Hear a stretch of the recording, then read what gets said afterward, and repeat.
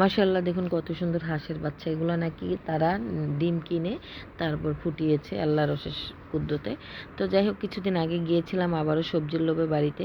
তো কেন গিয়েছিলাম, কি সবজি এনেছি বাড়ি থেকে, নিজের জমি থেকে, সেগুলো এই ভিডিওতে আছে, দেখতে থাকুন। আসসালামু আলাইকুম, কেমন আছেন সবাই? আশা রাখছি আলহামদুলিল্লাহ অনেক বেশি ভালো আছেন। আমিও আপনাদের দয়ায় ভালো আছি। গত মাসে গ্রামে অনেক বেশি গিয়েছি, প্রায় 2-3 বারই গিয়েছিলাম। তো এই তো নিজে ফুফাতো বোনের ক্ষেতের থেকে মরিচ তুলতেছি। এটা যে কি একটা আনন্দের বিষয়, আল্লাহ ছাড়া কেউ জানে না। যারা এই কাজটা করে একমাত্র তারাই জানে। তো আমার মরিচ আমি তুলতে পারি ভালোই, মরিচ তুলতেছি। তো অনেকজনেই মরিচগুলা তুলতেছিলাম, তারপরে মজা করতেছিলাম, কথা বলতেছিলাম। তো মোটামুটি এই মরিচগুলা দিয়ে তরকারি খেলে বা ভাতের সঙ্গে যদি কাঁচা চিবিয়ে খাইতে সেই স্বাদ হয়, বা খেতেও ভীষণ ভালো লাগে। তারপর গেলাম বেগুন খেতে, বেগুন তুলবো। তো আমাকে আগে থেকেই সাবধান করতেছিল, তুমি পারবা না, এইখানে কাঁটা আছে। আসলেই আমি জানতাম না যে বেগুনের এই গোড়ার ভিতরে যে এত কাঁটা থাকে। একদম হাতে ঢুকছে আমার কয়েকটা। তারপর তো কিছু তুললাম, 8-10টা তুলে ওই তো কাঁটা ঢুকে গেল। তারপর আর কি করার আছে, পুরাটা আশেপাশে কি আছে এগুলো একটু দেখে বাড়িতে চলে যাব। আমাদের বাড়ি আর আমার ফুফাতো বোনের বাড়ি পাশাপাশি, তো চলে যাচ্ছি। আঁকাবাঁকা রাস্তা এগুলো ছিল, হলুদ ক্ষেতের ভিতর দিয়ে তারপর চলে যাচ্ছি। তো যাই হোক, আমার ফুফাতো বোন আমাকে বলতেছিল যে আপনি কীভাবে হলুদ ক্ষেত চিনেন? আমি কেন ভাই চিনবো না, আমি তো গ্রামেরই মেয়ে, শহরে থাকি বলে কি আমি লাট সাহেব হয়ে গেছি? তারপর দেখুন কত পাতা পড়ে আছে, এগুলা ফাল্গুনের, এগুলা এই পাতাগুলা পড়ে আবার গাছ ভরে যাবেন। এখানে আম গাছ, কাঁঠাল গাছ, লিচু গাছ, সব গাছ এখানে। এই পাতাগুলো আবার কুড়িয়ে সুন্দর মতন তারা জ্বালানি কাজে ব্যবহার করব। তারপরে চলে যাচ্ছি আমাদের বাড়িতে। আমাদের বাড়ি যেতে 5 মিনিট রাস্তায়, আঁকাবাঁকা রাস্তা দিয়ে চলে যাচ্ছি। রাস্তাটা দিয়ে আমি কয়েকবারই পড়ে যাই ধামধুম। তো যাই হোক, চলে যাচ্ছি, ভালোই লাগতেছিল। তখন বাজে অলরেডি 5টা। তারপর চলে গেলাম নিজেদের জমিতে। আমার ফুপু সব কিছু ওগুলা করছে। তারপর ওখানে গিয়ে দেখুন কত সুন্দর। অবশ্য এগুলা অনেক সবজি এখন সিজন শেষ হয়ে গেছে, তুলেও ফেলবে, শুধু মরিচ থাকবে। পানি আসার আগে মরিচগুলো লাল হয়ে যাবে, তারপর মরিচগুলো তুলে ফেলবে। তো লাউও ছিল।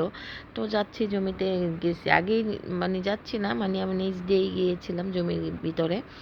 তো অনেক টমেটো আগে থেকে বলা হয়েছিল যে আমরা আসতেছি, বলার আগেই তারা অনেকগুলা টমেটো তুলে নিল আমাদের জন্য, প্রায় 8-10 কেজি অনেক কিছু তুলছে।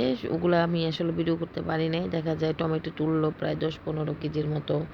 শালগম, লাউ শাক, তারপরে সরিষা, ধনিয়া, রসুন পাতা, অনেক কিছু, কাঁচামরিচ, বেগুন, অনেক কিছু, ডাঁটা, সব আবার নিয়ে আসছে। একবার নিয়ে আসলেই তো আমার ভাইয়ের মেয়ে, ফুফাতো ভাইয়ের মেয়ে, এটা একদম ছোট, বিড়ালটাকে অনেক আদর করে ওরা খামচে দিতেছিল। রিসেন্ট আমাকে বিড়াল খামচে দেওয়ার পরে আমি দেখা যায় বিড়ালটাকে একটু ভয় পাচ্ছি, কারণ ইঞ্জেকশনের ভয় পাচ্ছিলাম, যে জোরে জোরে 5টা ইঞ্জেকশন দিতে হইলো আমার।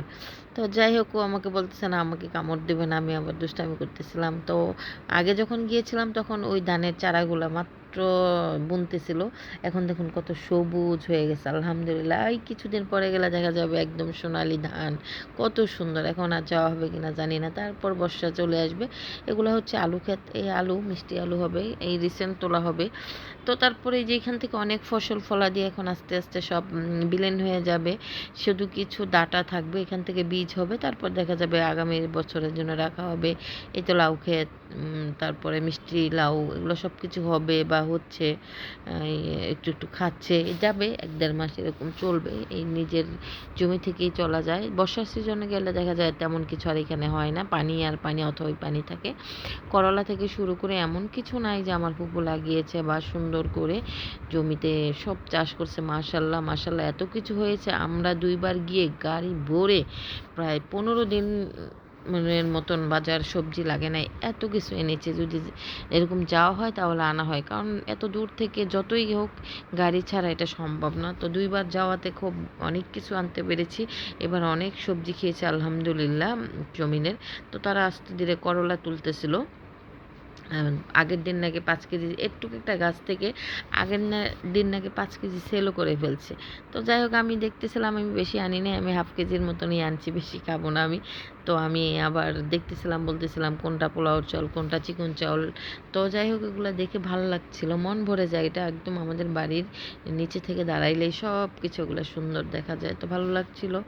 তো এরকম যদি গ্রামে যাওয়া হয় ভালোই লাগে, মন মানসিকতা চেঞ্জ হয়ে যায়, দেখতে ভালো লাগে, আপনজনের সাথে দেখা হয়, নারীর টানে। অনেকে আছে গ্রাম আছে যায় না, মানুষ ভুলে থাকে, শহর ভালো লাগে। আমার কিন্তু গ্রামে যেতে ভীষণ ভালো লাগে। তো এই লাউটা দেখে আমি বলতেছিলাম এত সুন্দর, এটা কি? এটা একটা অন্য জাতের লাউ বললো। বললো এটা নাকি অনেক বড় হয়। যাই হোক আলহামদুলিল্লাহ মাশাল্লাহ বলছি। তারপরে এই সব কিছু দেখে আমরা এখন বলতেছিলাম আমরা সারাদিন কিছু খাইনি, তো বাড়িতে চলে যাচ্ছি। বাড়িতে গিয়ে খাওয়া দাওয়া করব, তারপর ঢাকার উদ্দেশ্যে রওনা দিব। এখন যাই, মানে যখন আমরা যাই তখন এই ছোট্ট রাস্তাটা দিয়ে, তখনও আরেকবার গিয়েছিলাম, আমি ভিডিও করেছিলাম, আমার ভালো লেগেছিল। বাড়ির উদ্দেশ্যেই তো, বাড়ি তো কাছেই তো আমাদের বাড়ি দেখা যাচ্ছে, হেঁটে হেঁটে চলে যাচ্ছি, ভালোই লাগে। এই সব জায়গাগুলো আসলেই ভালো লাগে। আমরা যারা ঢাকা থাকি তাদের দেখা যায় যে এই গ্রামমুখী হওয়া ভালো। এতে কত লাউ হয়ে আছে আমার ফুপুর মাশাল্লাহ। তো এখান থেকে আমরা 4টা এনেছিলাম। আসলে ভুল হয়েছে, এত মজা, এত ভালো লাগে, মাশাল্লাহ মাশাল্লাহ। মানে এই জিনিসগুলো একমাত্র মজা খাইতে গেলে গ্রামেই, ঢাকা শহরে এই লাউ আমরা কখনোই পাবো না। তারপরে আমি আবার শেষবারের মতো একটু পুরাটা জমিনের সব কিছু আবার একটু তুলে নিচ্ছিলাম। ওই তো ওরা আবার তুলতেছিল সরিষা, তারপরে হচ্ছে কি বলে এটাকে, রসুন শাক, এগুলো সব কিছু তুলতেছে, বলতেছে ভর্তা বানাইলে ভালো লাগে। তো যে যেখানেই পারতেছে একটু করে সবজি লাগাই রাখছে, আলহামদুলিল্লাহ হয়ে আছে। তো যাই হোক বাড়িতে চলে যাচ্ছি, সব কিছু নিয়ে, অনেক কিছু নিয়েছি। এই তো ঢাকার উদ্দেশ্যে খাওয়া দাওয়া করে ঢাকার উদ্দেশ্যে রওনা দিয়ে দিচ্ছে। আমাদের অলরেডি 7:30 বেজে গেছে। 7:30 বাজার পরে আমরা ঢাকা ঢুকে গেলাম। 300 ফিটের রাস্তাতে আমরা চলে আসছি, যেহেতু আমাদের বাড়ি যেতে বেশি সময় লাগে না, 1 ঘন্টা 1.5 ঘন্টার মতন লাগে, এভারেজ বেশি টাইম লাগলে 1.5 ঘন্টা। তো ভিডিওটা কেমন লাগলো অবশ্যই লাইক কমেন্ট শেয়ার করে জানাবেন, আমার পাশে থাকবেন। আগামী ব্লগের আমন্ত্রণ জানিয়ে আমার ভিডিওটা আমি আজকেই শেষ করছি। ভালো থাকবেন সবাই, আল্লাহ হাফেজ, আসসালামু আলাইকুম।